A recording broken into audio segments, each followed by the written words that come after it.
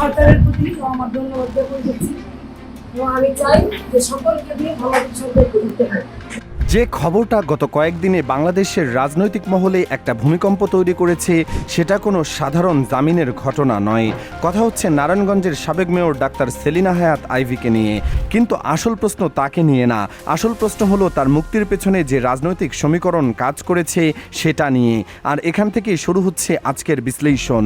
জুলাই গণঅভ্যুত্থানের পর আওয়ামী লীগের প্রায় সব শীর্ষ নেতা, মন্ত্রী, এমপি হয় কারাগারে নয়তো আত্মগোপনে। কেউ কেউ দেশ ছেড়েছেন, কেউ মাটির নিচে লুকিয়ে আছেন। এই পরিস্থিতিতে আওয়ামী লীগের হেভিওয়েট নেতারা মাসের পর মাস চেষ্টা করেও জামিন পাচ্ছেন না। কিন্তু হঠাৎ করেই সেলিনা হায়াৎ আইভী, যার বিরুদ্ধে একাধিক স্পর্শকাতর মামলা ছিল, সেগুলো থেকে প্রায় একযোগে এবং অবিশ্বাস্য দ্রুততায় জামিন পেয়ে কারাগার থেকে বেরিয়ে এলেন। এখানেই প্রথম প্রশ্নটা ওঠে, আওয়ামী লীগের বাঘা বাঘা নেতারা যেখানে জেলে আটকে আছেন সেখানে আইভী কিভাবে এত তাড়াতাড়ি বের হলেন? এটা কি নিছকই আইনি প্রক্রিয়া, নাকি এর পেছনে অন্য কিছু আছে?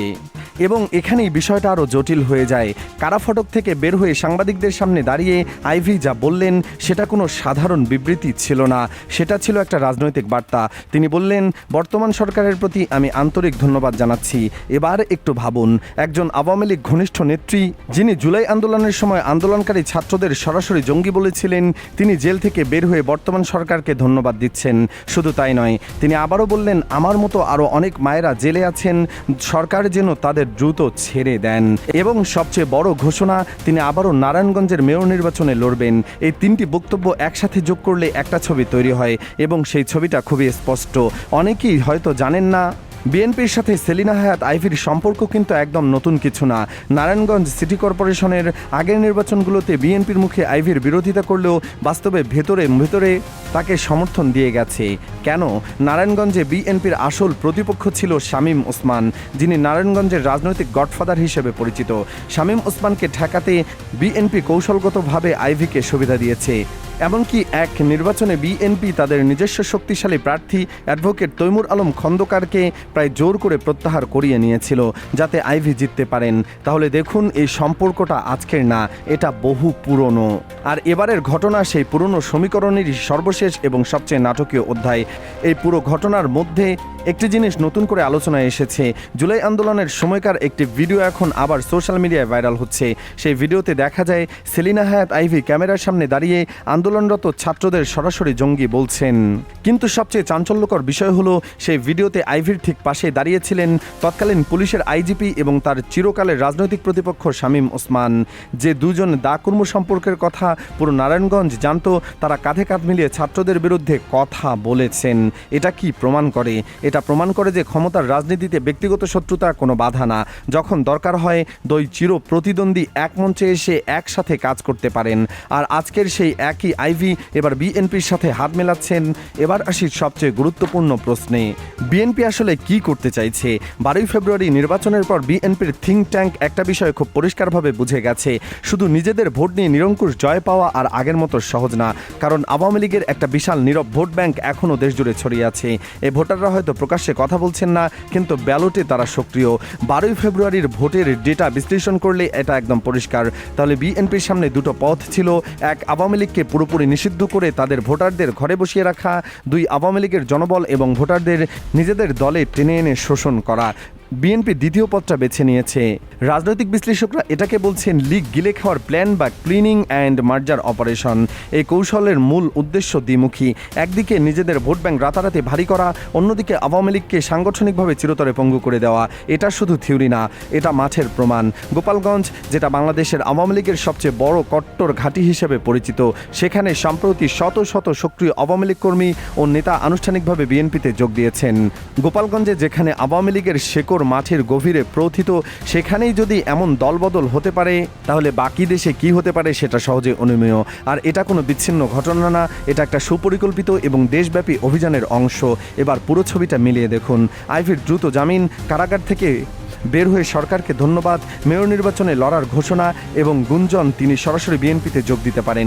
গোয়েন্দা ও রাজনৈতিক সূত্রে যে তথ্য আসছে তাতে জোরালোভাবে বলা হচ্ছে আইভি এবার আর স্বতন্ত্র প্রার্থী হিসেবে না, সরাসরি বিএনপির ধানের শীষ প্রতীক নিয়ে 2026 সালে নারায়ণগঞ্জের মেয়র নির্বাচনে লড়তে পারেন। এটা যদি সত্যি ঘটে তাহলে আইভি হবেন বিএনপির এই মেগা প্রজেক্টের প্রথম হাই প্রোফাইল পরীক্ষা। এই নির্বাচনের ফলাফল বলে দেবে বিএনপির এই কৌশল কাজ করছে কিনা। বিএনপির দ্বিমুখী অবস্থান যেটা সবচেয়ে গুরুত্বপূর্ণ। এখানে আরেকটা বিষয় লক্ষ্য করার মতো, বিএনপির মুখে আওয়ামী লীগের তীব্র সমালোচনা করছে, বিচারের কথা বলছে, জনগণের রায়ের কথা বলছে, কিন্তু তারা কি আওয়ামী লীগের উপর নিষেধাজ্ঞা তুলে নেওয়ার দাবি করছে?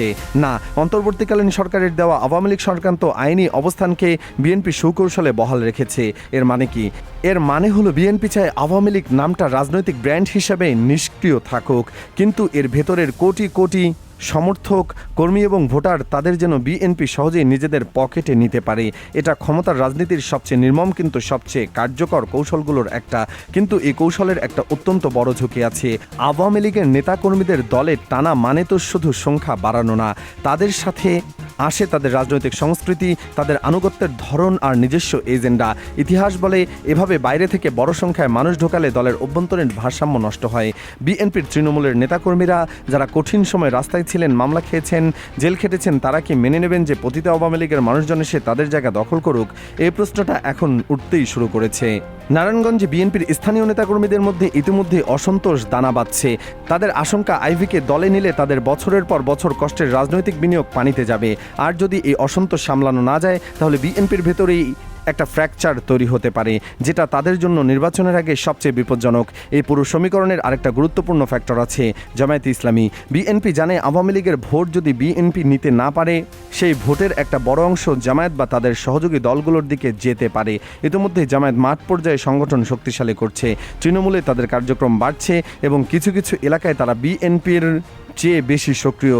বিএনপি এই আওয়ামী লীগ ঘোষণা কৌশলে পেছনে জামায়াতের ফ্যাক্টরটা একটা বড় চালিকা শক্তি। তারা চায় আওয়ামী লীগের ভোটাররা জামায়াতের দিকে যাওয়ার আগেই তাদের নিজেদের ছাতার নিচে আসতে। সোশ্যাল মিডিয়ায় প্রতিক্রিয়া দেখলে বোঝা যায় সাধারণ মানুষ এই পুরো ঘটনাকে অত্যন্ত সন্দেহের চোখে দেখছেন।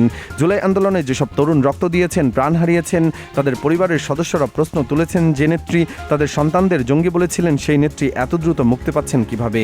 এই ক্ষোভ এখনও তীব্র, আর এই ক্ষোভকে যদি সঠিকভাবে সামাল দেওয়া না যায় তাহলে সেটা রাজপথে নতুন অসন্তোষ জন্ম দিতে পারে। 2026 সালের শেষ দিকে নারায়ণগঞ্জ মেয়র নির্বাচন, সেটা এখন থেকে খুব বেশি দূরে নয়। এই নির্বাচনটা হবে বাংলাদেশের রাজনীতির পরবর্তী অধ্যায়ের লিটমাস টেস্ট। আইভি যদি সত্যি বিএনপির টিকিটে লড়েন এবং জেতেন তাহলে বিএনপির এই কৌশল দেশব্যাপী প্রয়োগ করবে। আওয়ামী লীগের আরও বড় বড় নেতারা দলবদল করবেন, কিন্তু যদি আইভি হেরে যান বা নির্বাচনের আগে বিএনপি অভ্যন্তরীণ বিদ্রোহ দেখা দেয় তাহলে এই পুরো কৌশল ভেস্তে যাবে। আর তখন বিএনপিকে সম্পূর্ণ নতুন হিসেব করতে হবে। আইভির এই আকস্মিক মুক্তি, সরকারকে প্রকাশ্যে ধন্যবাদ দেওয়া এবং মেয়র হিসেবে লড়ার ঘোষণা, এগুলো সবটাই একটা পরিকল্পনার অংশ। প্রশ্ন হলো এই পরিকল্পনা কি বিএনপির জন্য মাস্টার স্ট্রোক হবে, নাকি এটাই হবে তাদের সবচেয়ে বড় ভুল? নারায়ণগঞ্জের আসন্ন নির্বাচনে সেই উত্তর দেবে। আর ততদিন পর্যন্ত পুরো দেশের চোখ সেদিকে। আপনি এই পুরো পরিস্থিতিকে কিভাবে দেখছেন? আওয়ামী লীগের নেতাকর্মীদের এভাবে টেনে নেওয়া কি বিএনপির জন্য সঠিক পদক্ষেপ হবে, নাকি ভবিষ্যৎ তাদের জন্য বুমেরাং হয়ে দাঁড়াবে? আপনার বিশ্লেষণ কমেন্টে জানান।